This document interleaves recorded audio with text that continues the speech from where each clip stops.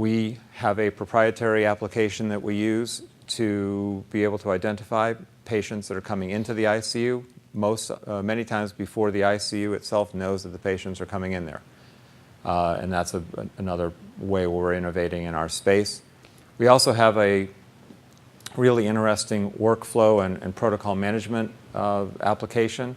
If you can imagine, working with 70 hospitals, not everyone has the same idea of the best way to handle a particular situation in the ICU. And we're not immune from that as well. We have a number of best practices and protocols that we have developed over time. And so our workflow manager enables us to link the preferred protocols to the individual hospitals to enable our providers to provide enlightened and, I guess, mission-consistent care for the patients in the hospitals that we are servicing at any given time. We also run multiple operation centers, 5 in the U.S. today, and our technology uniquely enables us to seamlessly integrate our clinical expertise and our providers 24 hours a day, 7 days a week, 365 days a year, integrate those teams in multiple cities in a way that our clients have no idea which cities are providing services to them on a given day. Most people think that our regional structure, which I'll describe shortly, is tied to providing local services to the hospitals that we serve. It's not. It is designed for some different reasons, and here's why. We are highly dependent on clinical teams. This is the clinical services part of our description. Highly dependent on clinical teams to deliver the service that we provide. We are sourcing those talented clinicians from clinical centers of excellence today. New York City, St. Louis, Houston, Irvine, California are 4 that we are our own. We have a collaboration with the Medical University of South Carolina. And we are adding to that list of locations for our clinical centers as we speak. We will definitely have 1 additional in 2016. And we probably will have another one toward the end of the year. The 2016 edition, for those of you who are counting, is Honolulu, Hawaii. And it's kind of interesting because our physicians there are able to surf the first part of the day, work the second part of the day, and given the time difference, it's a beautiful thing for everybody. So we're proud to put that one on the map. Our clinical teams include MDs, intensivists, who are critical care trained MDs, nurse practitioners, and critical care RNs. All of our clinicians are specifically trained and dedicated to providing services for intensive care patients in intensive care units. And we're focused today on the ICU. We have a full service offering, which essentially provides services 24/7/365 with our clinicians, collaborating with bedside clinicians at the hospitals that we serve. We're also delivering or offering what we're calling an administrative services only concept, where we do have some partners who have physicians that they'd like to deploy onto a tele-platform, but they need some help. And so we're willing to provide kind of a services wrapper and integrate in clinicians that work at, with, and for partner hospitals.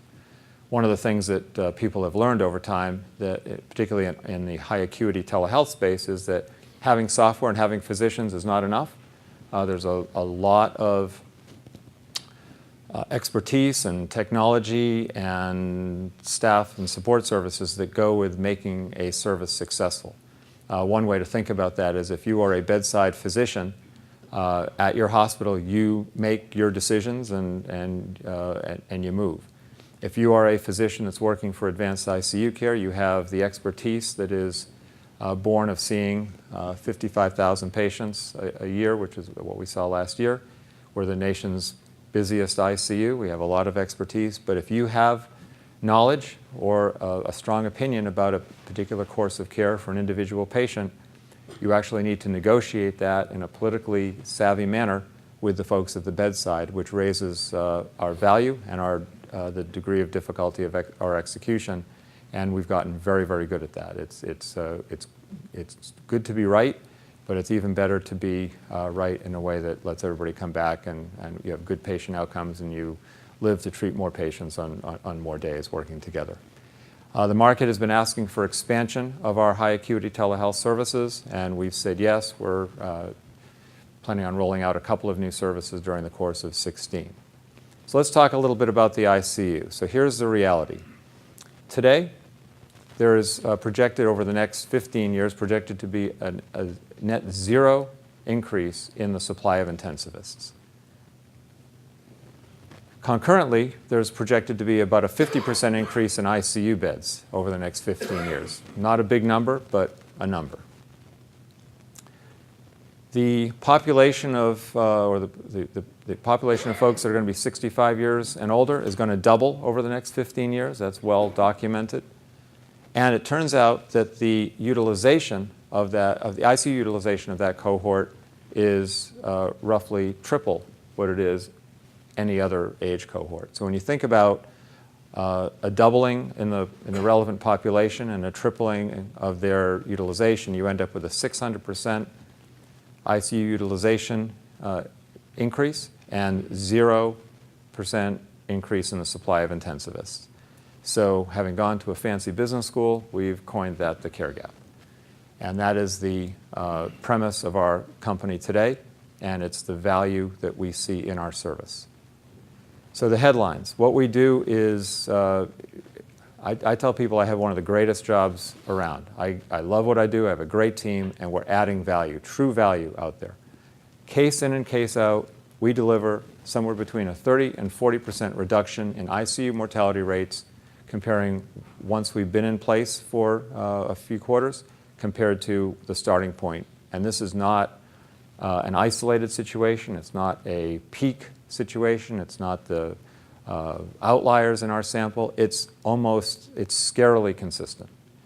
And if that doesn't make your team and our executive team want to come to work every day, nothing will. 30 to 40% reduction in mortality rates.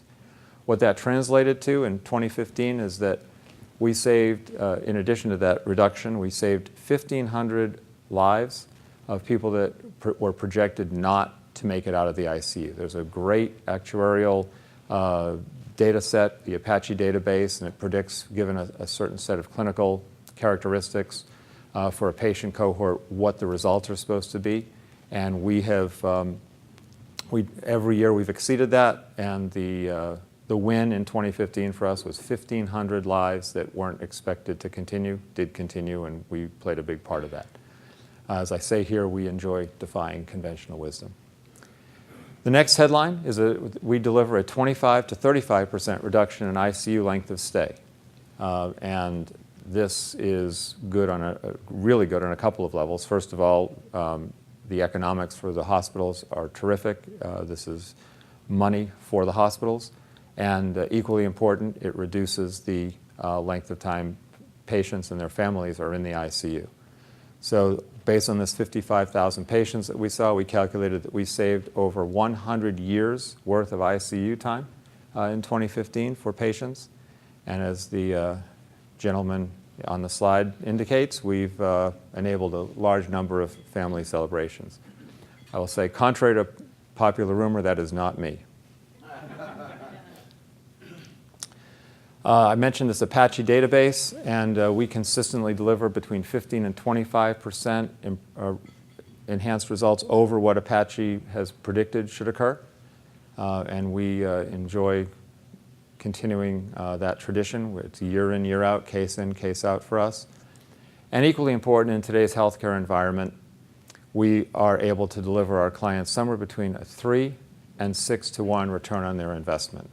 So if you can deliver great clinical outcomes and do it in a financially responsible and financially advantageous way, you have a great concept and a great organization, and we think we have all of that. So as I mentioned, what we do is not just a bunch of clinicians and a software package. It's much more than that. We have an organization where we've been really adding to our expertise and adding to our team over time. Certainly at the top of the pyramid here is our intensive intensivist-led critical care teams. We're always hiring. Fortunately, our growth has supported our hiring, and they are at the top of what we do. Patient outcomes, as I mentioned, has and continues to be very strong. Our client services group is out there making what we do accessible and easy and comfortable for the hospitals that we service. Anybody that's been in software, anybody that's been in services knows that it's not enough just to have the client say yes and sign the contract. You've got to work to get the implementation right and sustain the promise and the premise of the opportunity that everybody signed up for up front. We're very fortunate to have an extremely dedicated, and I might add growing, group of client services individuals. A number of them are on the road virtually nonstop, visiting, being present in the hospitals, working through any questions or programs that we want to implement. We have an agenda for each of our clients trying to advance the level of care, and that's done in a collaborative fashion. We are not dictating, we are partnering. We have a library of our own best practice protocols that we can deploy when asked to do so. We also can, as I mentioned, have our physicians deploy the selected best practices of the partner hospitals that we're working with. And interestingly enough, we provide very robust ICU data and analytics. And one of the things that we have found, it's a little bit scary, but we're happy to provide service here, is that a number of the hospitals that we talk to as prospects that have become clients and a number of prospects that have not yet become clients is that there's really not a lot and not enough data visible and present at the hospital to understand what's really going on in the ICU. And the ICU is a place that, though it accounts for somewhere around 10% of hospital patients, it really represents about 30% of hospital spend, somewhere around those numbers. And you'd think that there'd be a high level of attention and a high level of accurate data around that department, and there isn't. And so one of the other places that we add tremendous value is we're able to come in with data and say, here's where you are, and here's where we can take you. We provide analytics along multiple spectrums. We show the hospital just how they've been doing and how they're progressing. We're able to also show how they stand against our community of other users, so you can get a sense of what's realistic to shoot for. And then we also provide data against that Apache predicted database. So a number of ways to slice the data. Each one individually doesn't tell the whole story. Collectively, we provide a very powerful retrospective look at where ICUs have been, and more importantly, we help set the agenda and help hospitals get to where they want to go. In healthcare, if you can focus on outcomes, best practices, and analytics, that's a good day, and we have a lot of good days. So what kind of outcomes do we focus on? I talked a little bit about mortality and length of stay, and those are typically the headliners, but there are many, many other metrics. I could fill multiple slides with the metrics that we focus on. Ventilator days is another big deal for us. We typically reduce those between 10 and 15%. With the reduction in vent days comes a reduction in infections, and it's also a very significant cost item for the hospital and a very significant pain item for the patients in the ICU. ICU readmissions, not to be confused necessarily with hospital readmissions, but ICU readmissions are also important, and we see those reducing between 15 and 25% with our involvement. Compliance, a big buzzword, very important in today's environment and getting more important all the time. So the consistent adherence to clinical best practices is important. Having established best practices is important. We help hospitals many times figure out in a more rigorous way how they want to approach certain patient cohorts. 24/7/365 is documented in numerous studies to be the gold standard of ICU care. And if you think about it, there are a number of facilities around the country that just cannot possibly do that. Many hospitals, all hospitals, have to rely on hiring the best providers they can in the markets that they are in. We are almost market agnostic there. We can hire great clinicians and deliver them to the markets where they need to be in short order using great technology. The predictive algorithms is very helpful. These are the Philips data set is really robust in this area, and helps leverage the talent that we have on our teams and talent at the bedside. And then we're Joint Commission certified, and that's a helpful third party, sort of the good housekeeping seal of approval, saying that we're the real deal. One of the other things that's important when we're dealing with clients is that it's a broad partnership. And one of the things that is very interesting, nursing staff turnover goes to near zero with our involvement. We have many, many stories where the nurses are just absolutely in love with our service. They can call us. We're there during the day. We're there at night. We never yell at them for waking us up. And we're a safe place to go with questions. We have great answers, and it's truly a great partnership. And when that manifests itself in reduced turnover, it's a big benefit that's not always counted when you're looking at a service such as ours. Case mix index can go up. One of the things that we see, particularly with systems that have a hub and spoke approach to the world, is that we will see that the spoke hospitals are transporting, or before we get there, are transporting patients that are not all of that high acuity to the hub because they just don't have the clinical expertise resident in the local community to handle those patients.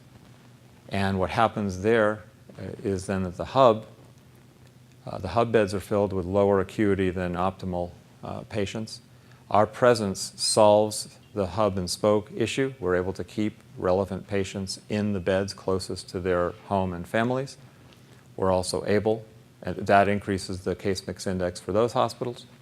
And we're also able to help the hub of the organization maintain higher acuity with its beds and better leverage the physicians that they have at the bedside and in the hub. Patient volume also goes up for a number of reasons. I just cited a couple of them.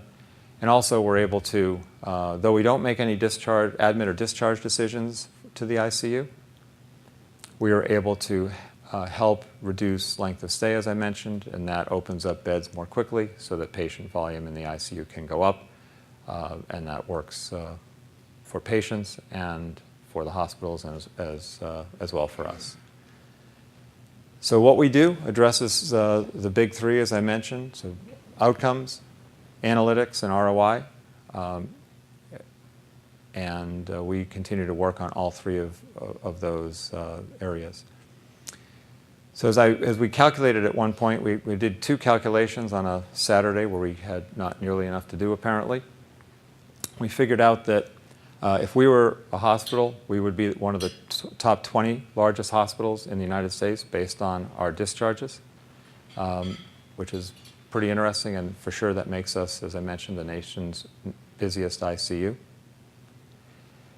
And I'll take a minute on this. So when we go into a hospital, what we do is we wire each room. We have audio-video connectivity. We have connectivity to all of the bedside monitors. We have interfaces to the hospital EMR and whatever other hospital information systems are relevant. We also have an emergency button in each room. And through a combination of all of those connectivity sources, we have visibility, literally, and visibility, not literally, but just in terms of informationally, on everything that's going on with each patient individually in each ICU. If there's ever an issue, an emergent issue in the ICU, nurses or family members can hit the alert button, the emergency button in each room. And this calculation is mine. I'll own this one. We respond in 60 seconds, within 60 seconds, 99% of the time when the button is hit. That's for a real emergent situation. I calculated the average distance between our centers and our hospitals, and then went and figured out what the speed of sound was, did a little bit of math, and figured out that our physicians are traveling at 40 times the speed of sound to deliver service to the patients. And as I tell our clinical team, they are fast for their age. So we like that one. When I got to the company a couple of years ago, we had a very small number of national logos. Today, we're proud to count these 6 logos as significant national logos that are doing business with us. Our relationship with each is solid and growing. We're hoping to add to this, but this is, I think, a very good indicator that what we're doing in high acuity telehealth is important. It is not something just for rural hospitals that don't have an alternative, but rather it is becoming much more mainstream and standard of care for enlightened institutions around the country. And so, again, we're very proud of this map, and we're very proud of the overall trend. One of the other interesting trends that we're seeing is that for-profit hospitals are increasingly looking at what we do and looking at our organization as a partner. I think that's another proof point for what we do and how we do it. And we're continually innovating our service to ensure that we are relevant and adding value wherever and however we can. So looking at adoption, here's some interesting curves. And one of the things that you see at HIMSS, and people have been talking about telehealth for a long time, there's always this promise, there's always the next new thing. And one of the things that I think is important to figure out is it gaining any traction? I had the benefit of running a healthcare IT company in the early days of EMR adoption, and we labored a lot, and sometimes we were wondering if it was going to ever get there. But we ended up, I started when EMR adoption was less than 1%. We knew it was a reasonable technology, certainly better than paper, and we kept waiting for if to turn to when. When I got to advanced ICU care, we had the same question. We knew that what we were doing added value. The clinical measures that I've mentioned today, I think, are indisputable. They are important. If you can, again, cut mortality rates and cut length of stay in an ICU and do it in a cost-effective manner for everyone in the healthcare ecosystem, that's a good benefit. And so we're trying to figure out where we are on the if to when spectrum. And one of the things that these graphs point out is that if is slowly but surely giving way to when. If you look at the number of contracted hospitals, we're up to just about 70 at this point in time. We will be by noon when Brad leaves to close a couple more deals. Contracted beds is moving up and to the right, as you want all of your charts to do. We are by far the largest provider of services to independent hospital beds in the country. Number of cases, I mentioned we're up to about 55,000. That's moving very nicely north. Lives saved, a great chart, and dollars saved, a great chart.